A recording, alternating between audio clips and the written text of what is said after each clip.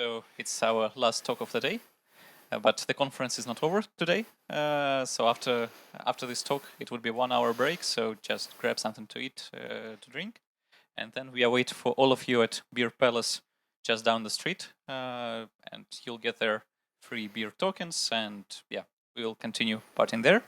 Yeah, but now it's time for the last talk from Niels from HTML5 test. He's going to talk about Bluetooth and IoT stuff. So please welcome.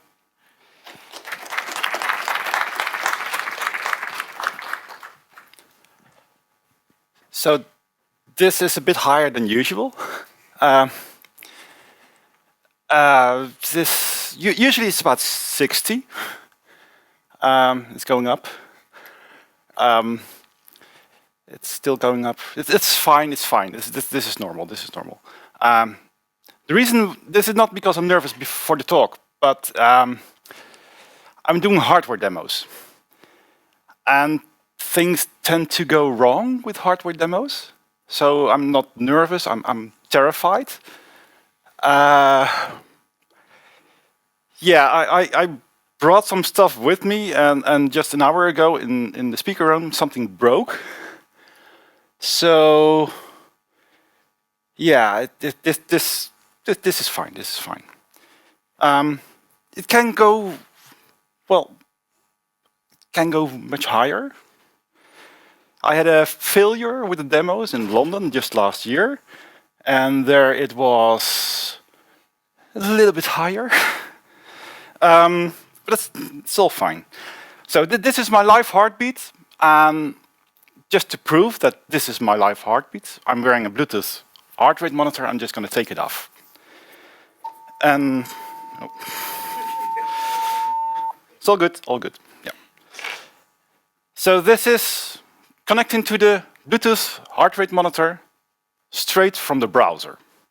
There's nothing in between. Just the browser talks to the heart rate monitor and gets the data. So let's just switch over and start the actual talk. So this talk is called Fun with Bluetooth. And the first question I always get is, why? So why would you want to play with Bluetooth and browsers? So the thing is, there's now a thing called progressive web apps. And they are great. So you get offline support, and you get an app-like experience, add to home screen. And for many things, PWAs are an equivalent or even a better experience than native apps. But there is one thing that PWAs can't do. So they are bound to what the browser can do. They're great for talking to servers on the internet, but not so great for talking to, well, heart rate monitors and, well, devices you have at home. To do that, you need native apps. But I don't want to download 500 megabytes for an app on my phone. Or the app is really crappy. It was built 5 years ago, was never updated. So it doesn't even work anymore with latest iOS versions. Or I just want to use my laptop, and they only built a mobile app. So there are many technologies that you can use to talk to devices. And for various reasons, they are not suitable for the web. So for example, even though many Wi-Fi devices use web servers internally that you could connect to, like Sonos or Philips Hue-Light, they are often HTTP only. And good luck connecting to that from your PWA, which is HTTPS only. But there's one technology that's ideal for your devices. It's low energy, it's cheap, and there are millions of devices already out there. And now there's a web API. So Bluetooth. And Bluetooth devices, I know. Bluetooth sucks. Yeah. It's low, limited range pairing. It's 20-year-old technology, 20-year-old standard. But then you're talking about classic Bluetooth. That's the reason why everybody hates Bluetooth. But Bluetooth Low Energy is actually a modern standard. And it's known under many names like Bluetooth Smart, Bluetooth LE, BLE, Bluetooth 4, or even Bluetooth 5. And it solved many of the problems of classic Bluetooth. Like if you're worried about range, for example, the maximum range that they managed to get Bluetooth 5 working is more than 1 kilometer between two devices. So this is nothing like that old standard. And there are 10 million devices with Bluetooth shipping every single day. Like mobile phones, like computers, and even serious applications like glucose monitors, or activity trackers, heart rate monitors, IoT devices like light bulbs, and even toys like this cute little BB-8 robot, or drones, or fidget spinners. Yeah. But before we get to have some fun with this, I'm sorry, I'm going to tell you some boring theoretical stuff. So when we're talking about Bluetooth devices, we're talking about two kinds of devices, central devices and peripherals. So the central device, that is usually your mobile phone, and that talks to a peripheral, a light bulb or a drone or whatever. And your central device can talk to many devices at the same time, but all those peripherals, they can't talk to each other. So a peripheral can only talk to one central device at a time. So your drone can't talk to your light bulb, if it wanted to. Don't know why, but can't. It could relay messages, the central device, that could relay messages between those peripherals, but that is something you have to write yourself. So we're not just talking about Bluetooth in general, we're talking about a very specific profile, the generic attribute profile. And it has a very obvious abbreviation, GATT. I don't know why. And we can immediately forget about that, except GATT. What it stands for doesn't matter. Just remember GATT. And we're no longer talking about central devices and peripherals, we're talking about clients and server. So your light bulb is a server. Yeah, that sounded weird to me. But if you think about it, it kind of makes sense because the light bulb offers a service, light. So it is a server. And just like your mobile phone, your browser on your phone connects to servers on the internet, is the client. Now it is the client that talks to a light bulb. So a light bulb offers multiple services, like device information, which is standard, or light, which is not a standard. And if you have different light bulbs from different manufacturers, it could use different ways of talking to the device. If you have a drone, it has device information, battery, and flight control, which isn't the standard. And if you have this cute little BB-8 robot, again, device information, battery, and steering control. If you have a heart rate monitor, you have device information, battery, and heart rate, which actually is a standard. Well, unless you buy one of those cheap ones from China, then it doesn't have device information, doesn't have battery, and the heart rate is something they put together themselves. If you buy a slightly more expensive one, you do get all those standard services. So if you take a look at one of those services, closer up, you can see that they contain characteristics. Characteristics like manufacturer, like model number, like serial number, and so on. So think of it like this. A server, that's kind of like an array of objects. The service is an object in that array. And a characteristic is a property of that object. And they have a value. And those values, and services and characteristics are identified by UUIDs, which are 16 or 128 bits. And they look like this. This is the ID for device information, 180A or 180F for battery. And light, which isn't the standard, has to use the long 128-bit UUID. And outside of this specific range, but nobody listens to that because standard, who cares? So they still use the short 16-bit version usually, which leads to ID conflicts, but that is, well, that is our problem to deal with, unfortunately. So device information, again, these are the characteristics. This is not something that we're going to see. We're going to see this, the UUIDs. And from this, we're going to have to figure out what it means. So if you have a standard, that is really handy, because without a standard, I don't know what a 2A25 is going to mean. But if it's a standard, I can look it up. So if you have a correct characteristic, you can read from it, you can write to it, and you can get notifications, kind of like event listeners. And every value that you read or write is an array of bytes. It's just bytes. No fancy data types. So, phew. That was the theoretical part. How does this look?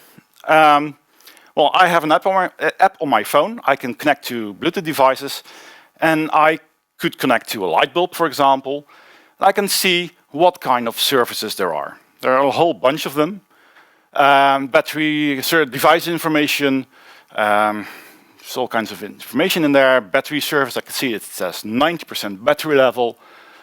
But I'm more interested in something else. One of those custom services. There are a lot of them, and I don't have a clue what they do, except there's one interesting one, and it's the top one.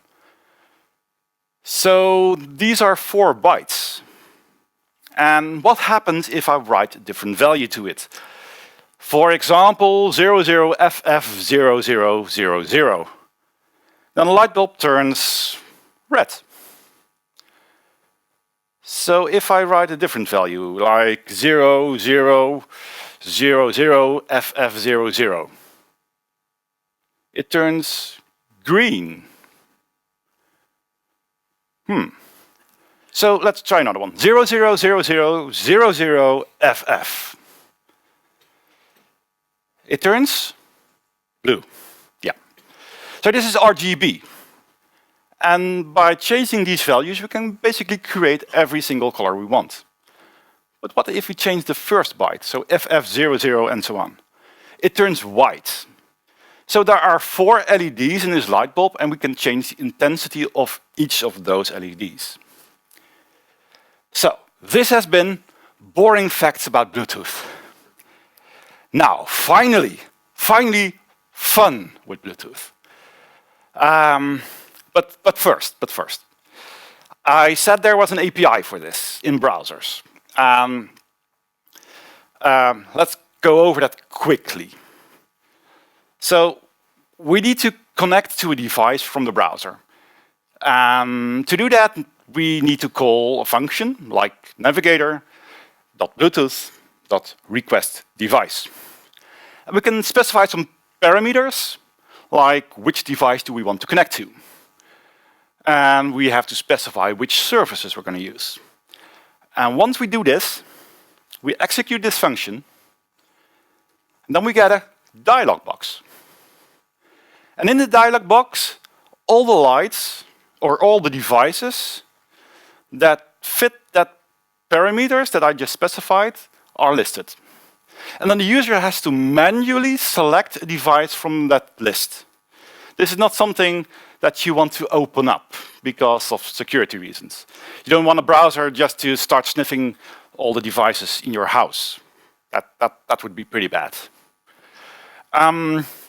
So once you click a device and you select it and click pair, then you get a promise back. And with that promise, you can get to the data. But promises are so 2017.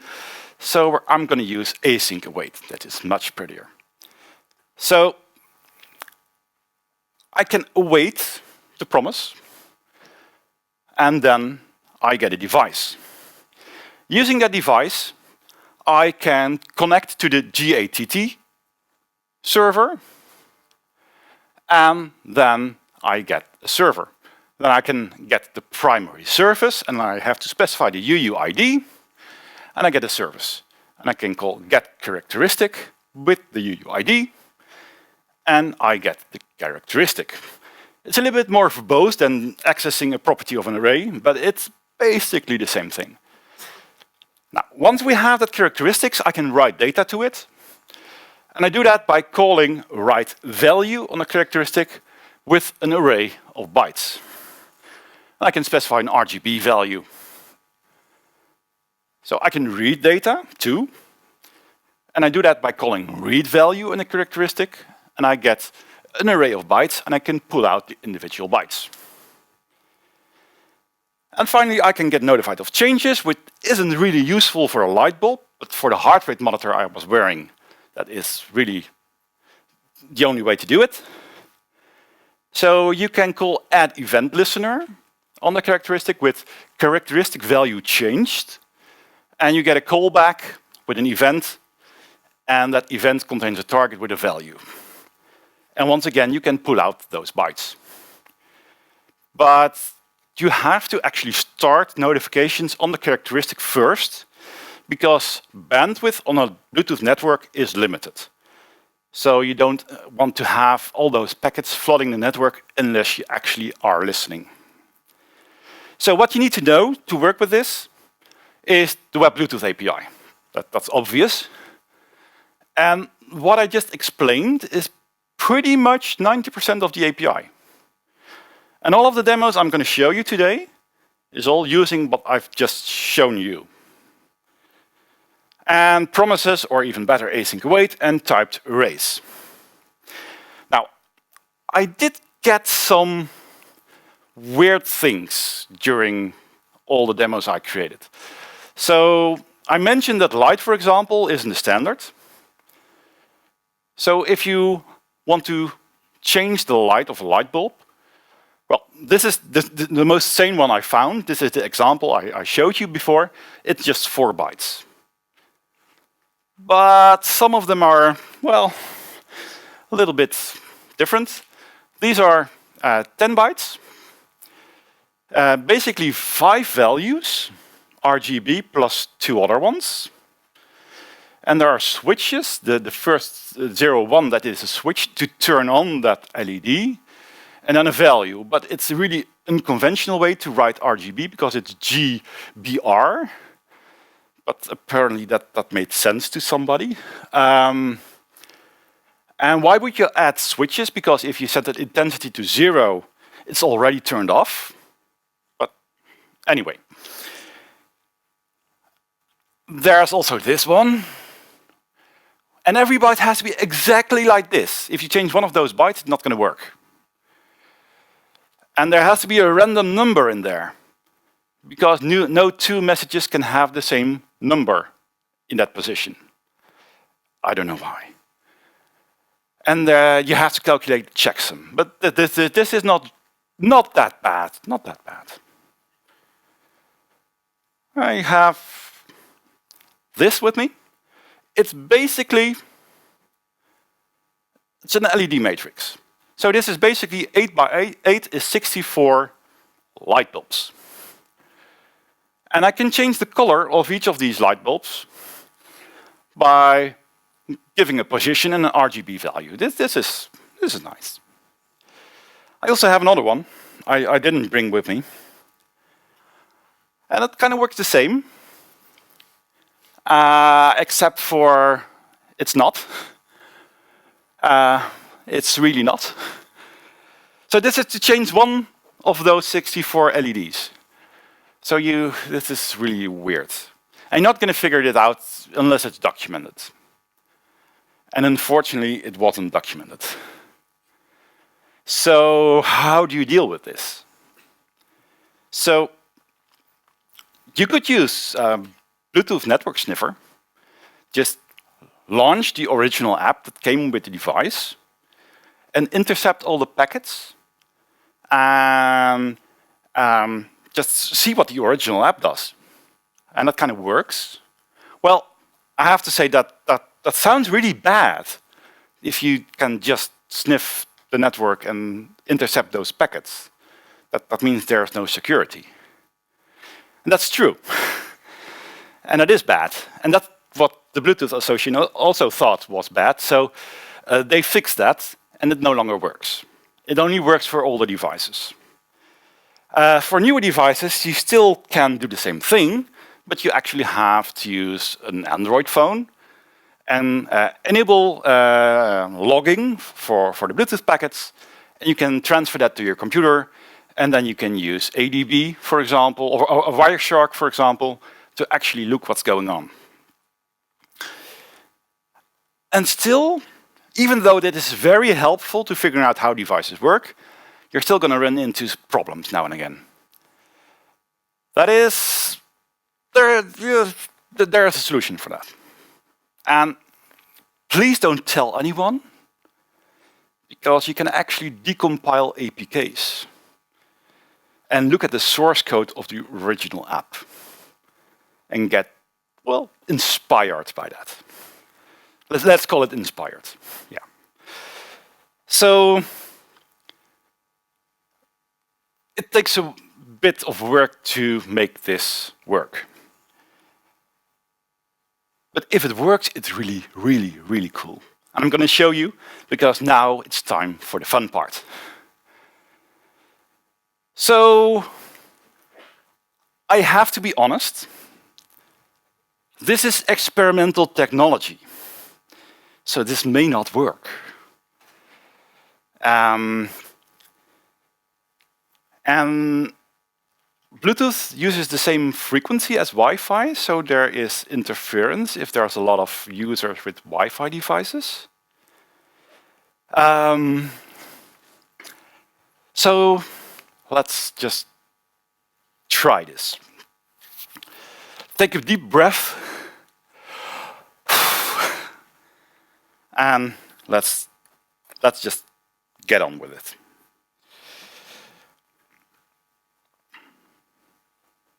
Yep, this is not good. There we are. So I already tried this one. Now it's time for the light bulb. It's the same one that uses those 4 bytes. And so I'm basically going to change the color of this light bulb by connecting to it. There's the dialog box. And I can pair with it. And now it's connected. By sending 4 bytes, I can change the color instantly. Straight from the browser to the light bulb, without any delay. I can make it green or blue or yellow or pink, whatever. I can make it black. No, black doesn't work. Let's try another. Let's try yellow again. So this is fun, kinda. What else can we do with this? So, for example, I can change it using CSS. This is also fun. But I could also use, let's try CSS animations.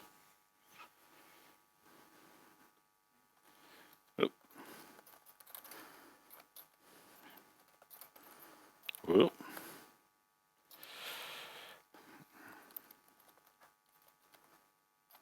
Oh. There we go. So now my light bulb is running CSS animations. That is probably something you didn't figure out you were going to see today. And it's actually cheating because the light bulb isn't running anything.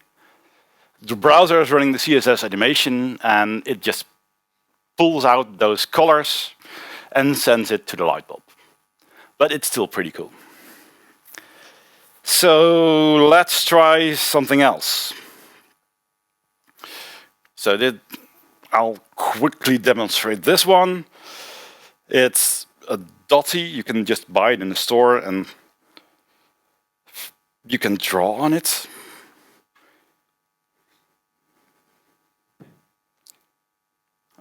Yeah, I'll hold it the right way. That is always... There's no indication on the thing. So let's try this. I like drawing cute little monsters just to procrastinate time. There it is. A little monster. And it's just, again, sending a couple of bytes for every pixel. That's all there is to it. So I also brought this with me. Oh, and just... Right. So this is a Lego car. And it used to have an IR transceiver, but I switched that out for a Bluetooth receiver. And you can just buy those things in the store, not from Lego itself, but it's a third party. And it works really, really well. So let's connect to it. It's called an S-brick. And now I'll put it on the ground. And, well, I can drive it.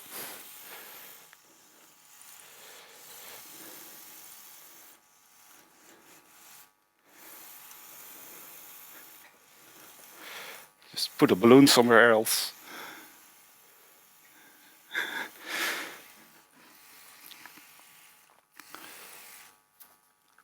So this is fun. At least my 4-year-old son thinks this is really fun. So I have a spare one. What else can we do with this?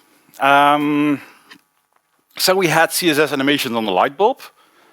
Can we use CSS animations on the car? Yes. Yes, we can.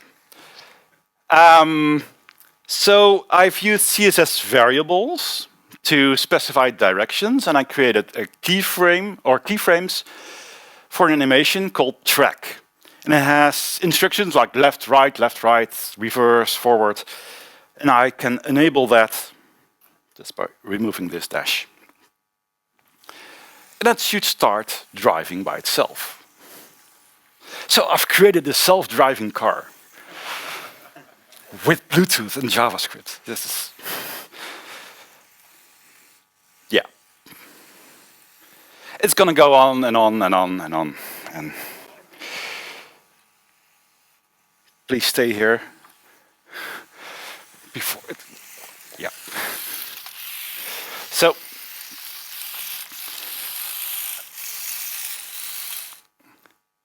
What else? So you probably noticed I brought a Lego head with me.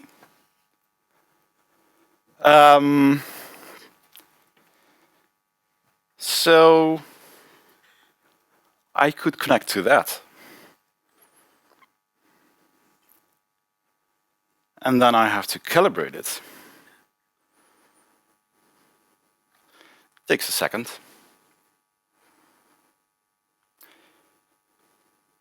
Now, if I move the head, it moves on screen, which is pretty cool. And the reason this works is because there is a device in here. It's called a Nordic thingy. It's made by a corporation here in Oslo, Nordic Semiconductors, and it uses one of their Bluetooth chips. And it contains all kinds of sensors, like an accelerometer, and basically I can change things on screen with it. So I could use this to well, control the car. So let's connect to the car again. So now I can just go forward by leaning back. And go left. And right. And forward again. And back again. Left. So this is two devices connected at the same time. And one sending messages to the other. Well, relaying on the browser.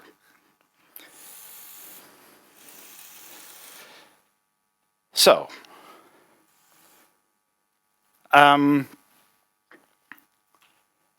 if you want to control the car yourself,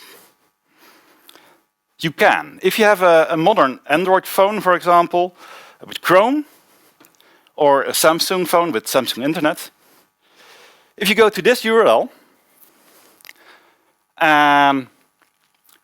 you can connect to the car, and you can drive it around.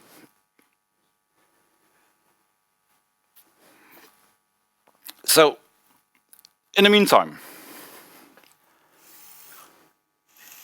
it works, yeah.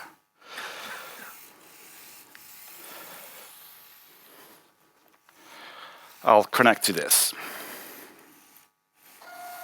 I have a little Bluetooth printer here, and I'm going to connect to that. And it's going to print all the tweets about mobile era. Where is it gone? No! You're paying that for that.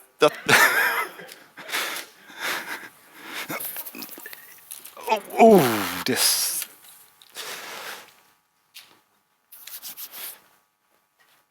So every time somebody tweets about mobile era, it's going to print on this printer. I'm not going to wait for that. I'm going to leave that on the background, because I'm going to show you something else.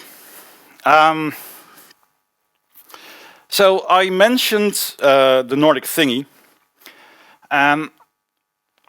It's a company here in Oslo, and it builds Nordic Semiconductors built Bluetooth chips, and they are really, really small. So this is a centimeter by a centimeter and a half. It's a little board with the chip on it, and the chip is powerful enough to actually run JavaScript. So I mentioned that one of the demos broke. This is the one. So this is going to be. If I were still wearing the heart rate monitor, it's now quite a bit higher. And the printer that was printing something. I love tacos. Sure. So nothing is happening yet. That's because I haven't programmed it yet. So where is my... So, yeah. Best talk ever. Yes, thank you. Somebody figured out the light bulb address? Yeah, this is not distracting in any way. This is fine, this is fine. So I can... Where was I? I can connect to this device. And hopefully it's working, yes. So I've written a little JavaScript program. It basically advertises this little device as a Bluetooth light bulb, and it takes those 4 bytes and it changes the color of these LEDs to those values. And it tries to sparkle or flicker a bit by turning off random LEDs. And then you kind of have a candle. And this is just 80 lines of code in JavaScript. And I'm gonna program that to this device. And it works. Whew. So, what is this good for? Well, I have this old legacy pumpkin here. Just remove this old dated technology, like candles. Just get hot. And I can just place it in here. And now we have a wireless, Bluetooth connected pumpkin running JavaScript. Because I can. And I forgot just one thing. Actually have to power cycle the thing. Turn it off, and hopefully it comes back. Yes. So if I go back to that first demo, light bulb, I can connect to it. And I can change the color to spooky blue or white or whatever. And again, I can run CSS animations on it. CSS animations on a pumpkin. So I'm just going to put it here. And you know the address, so you could connect to it. So I've written a connected Bluetooth pumpkin in 80 lines of JavaScript. Again, probably something you wouldn't have thought you were going to see today. And that brings us to my final demo. And this one is pretty dangerous. This one is pretty dangerous. And to do this right, I have to wear safety goggles. So I have these very fancy safety goggles. So this is now saying to you, warning, danger. And now, I mentioned drones, right? I brought one with me. So I'm going to try flying this drone.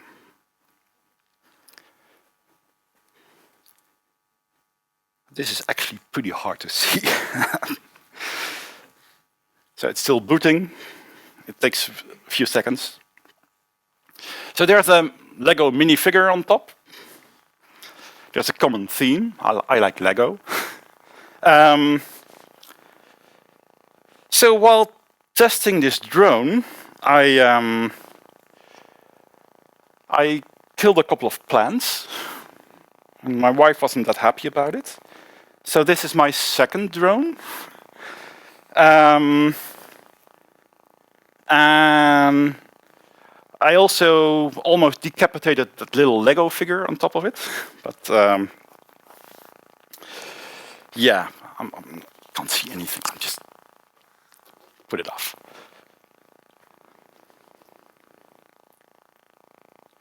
So it is supposed to connect. I'm just going to try again.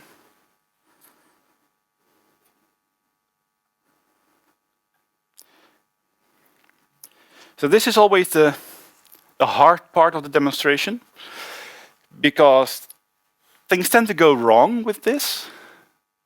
So if you're in the first row, please watch out. There is this big emergency button. So it still doesn't work. Huh.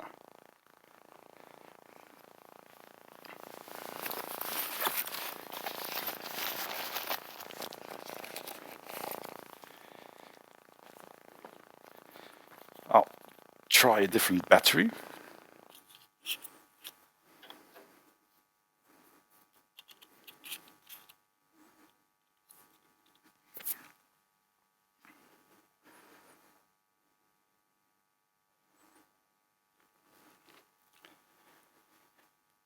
So if I get this working, and I really hope so,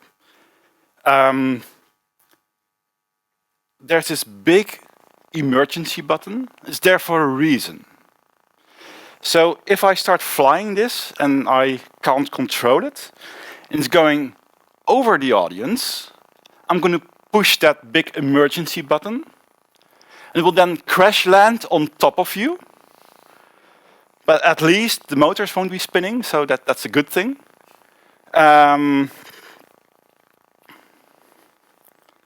So let's try this.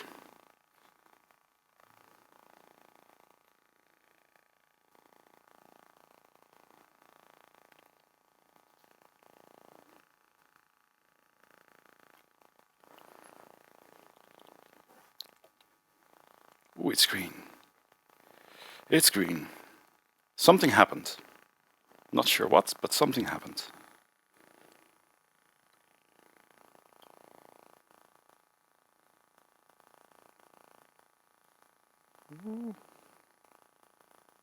So if somebody figured out the URL to the demo for the drone, please don't go to that and connect to it, because I'm having trouble already as it is.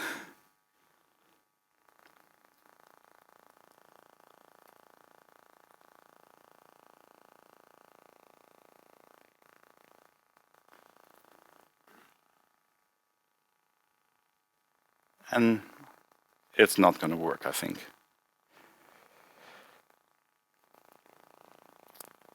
So I'll just put it down here for a second. And maybe if I can get it working, I'll try again. But otherwise, this is the last of my demo.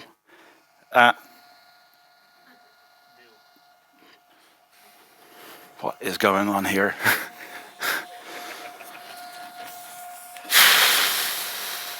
Yeah, this is also not working. Yeah, okay. So that's it for me. Unfortunately, the drone wouldn't fly. But I'm sure you'll agree that playing with this stuff is a lot of fun. And of course, there are some serious applications for this too, like I showed you, the glucose monitor, heart rate monitors. You can send medical data to your physician in a safe and secure way, for example.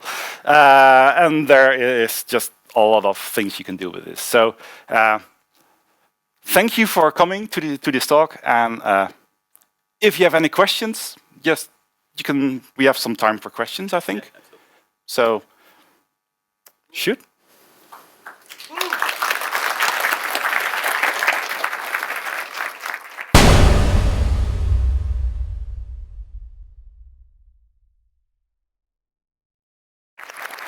Okay, somebody else is doing this. I'm not doing this. No!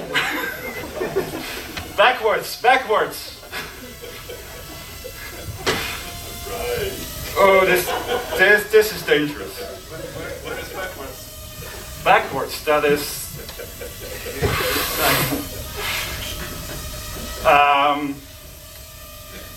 Yeah, okay. How are we gonna fix this? Okay.